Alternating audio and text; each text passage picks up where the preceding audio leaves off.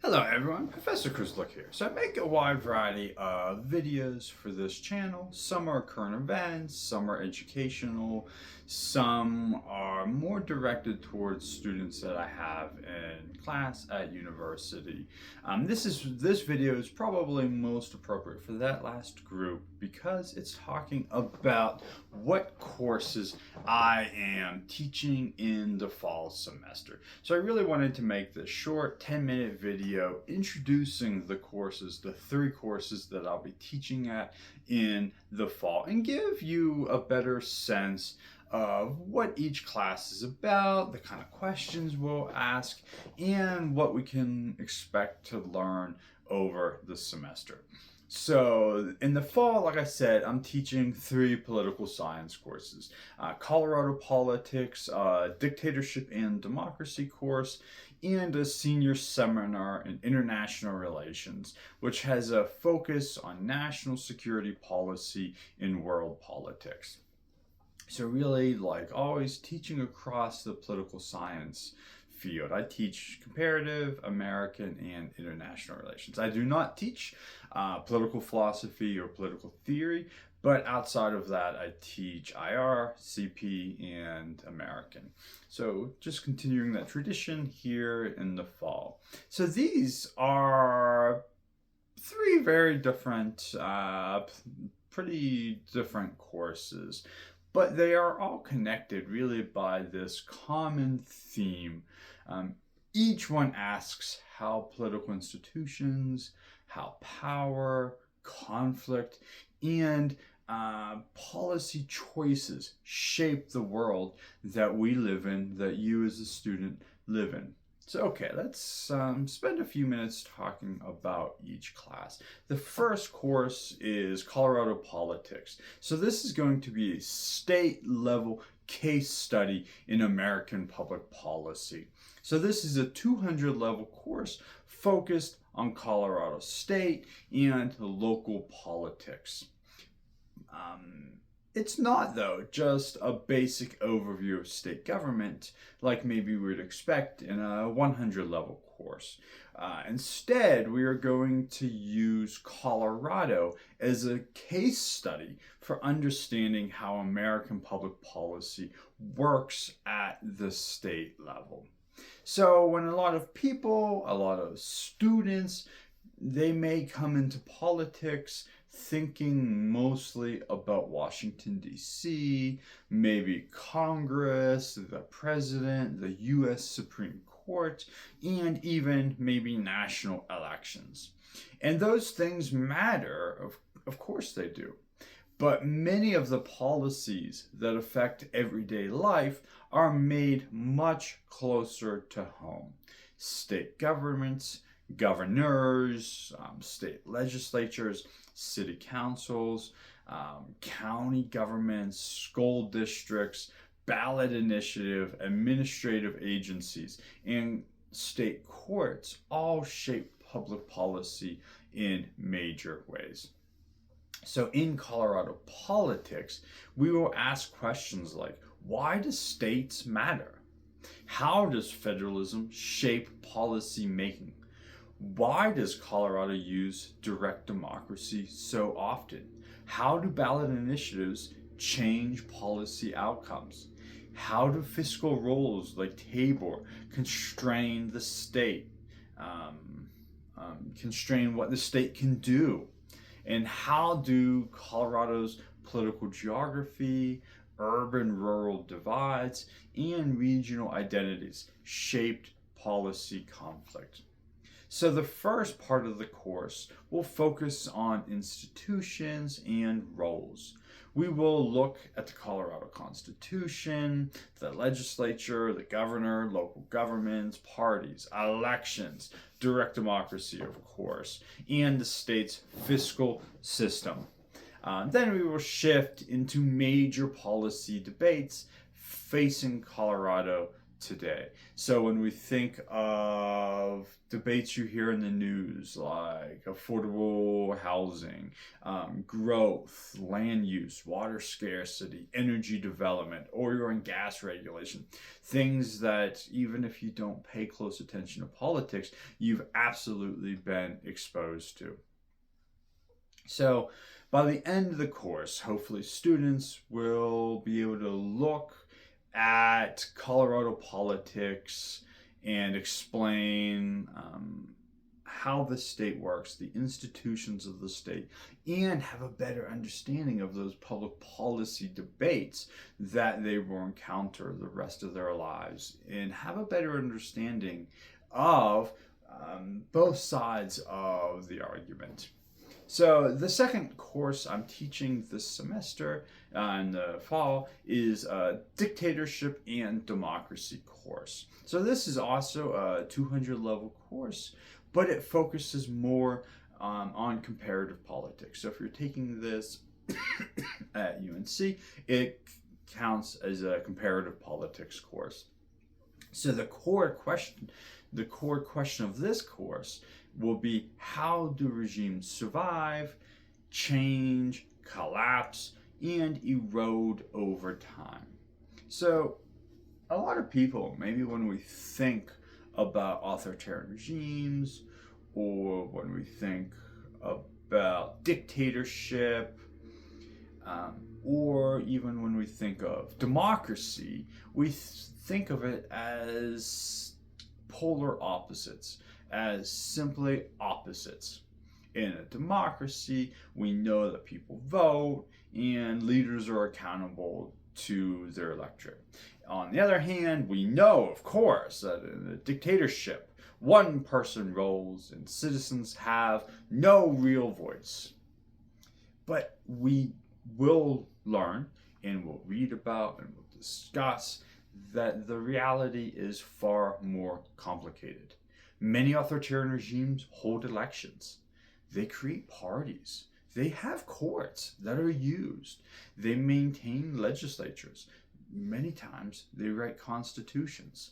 So these institutions may look democratic, but they can also help authoritarian leaders manage elites, monitor the opposition, distribute patronage, gather information, and claim legitimacy. So in our Dictatorship and Democracy class, we will not only study what a dictatorship is. We'll understand that it's far more nuanced, far more complicated than, oh, it's just not a democracy. We'll understand and evaluate and learn about some of those nuances. We'll learn about how authoritarian systems actually function. We'll start with looking at regime types, authoritarian survival, leader survival, coups, and the different types of regimes, authoritarian regimes, semi-authoritarian regimes, hybrid regimes, and military regimes that exist today. We'll learn about what institutions look like in authoritarian regimes, and we'll ask questions of, well, why do parties exist in these authoritarian regimes?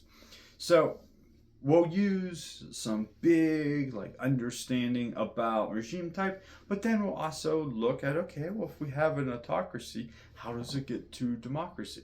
What does democratization look like? What does the scholarship and the literature tell us about democratization?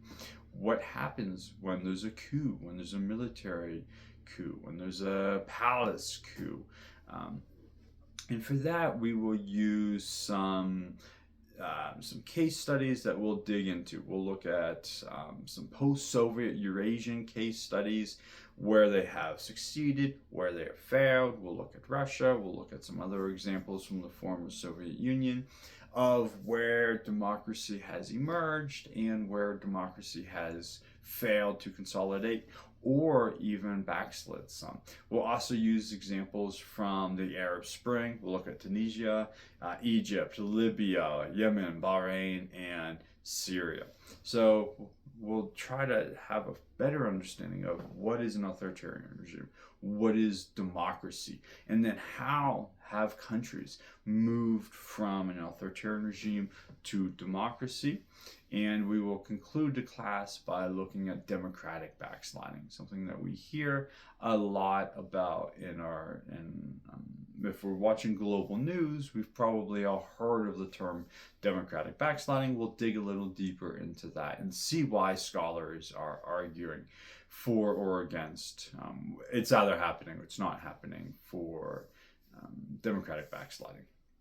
And so, okay, the third course that I'm teaching in the fall that I'll see some of you in is PSCI 425, Senior Seminar in International Relations. I created the subtitle of U.S. National Security Policy and World Politics, Strategy, Power, and Global Threats. Sorry, I had to read that one. It'll take me a little bit to remember my own title. So this is, of course, a senior seminar. So it is designed to be very discussion-based in class, research-focused. We'll write a paper, and it's a bit more analytically demanding than, say, a 1, 2, maybe even a 300 level course. So the central question of this senior seminar is, how should the United States understand and respond to major security challenges in world politics? So we will begin by asking what really national security is. Many times that you'll have some national security sprinkled into your IR courses. So at the beginning, we'll kind of look for a concrete understanding, try to create an understanding of what national security is, what that actually means. It might sound super basic and it might sound super easy, but we'll find that there is some discussion here. So we know that national security can refer to military threats, territorial defense, economic security, cyber vulnerabilities, terrorism, climate change, energy systems, supply chains, alliances, technological competition, things that you've probably encountered somewhat sprinkled through your courses or from reading the news, but we'll try to hammer down, okay, what actually is national security? We'll talk about major perspectives in IR, things that hopefully you've built on from your 200 level, maybe an introduction to IR course, like liberal internationalism, constructivism, realism. And then once we build those foundations, we can ask big questions like, should the United States maintain a large leadership role? Something we see being discussed in the media in the current political atmosphere we have. And I'm sure in a class of ours, I think we have 14 students signed up, there'll be a lot of different ideas of, okay, how to answer that. Should the U.S. keep playing this big global leadership role? And built into that is we'll be able to help answer these questions rooted in theory, rooted in political philosophy, and in what we're reading. So, okay. So the course will then move through a series of major national security policies. We will study military power, deterrence, coercion, nuclear strategy, escalation risk.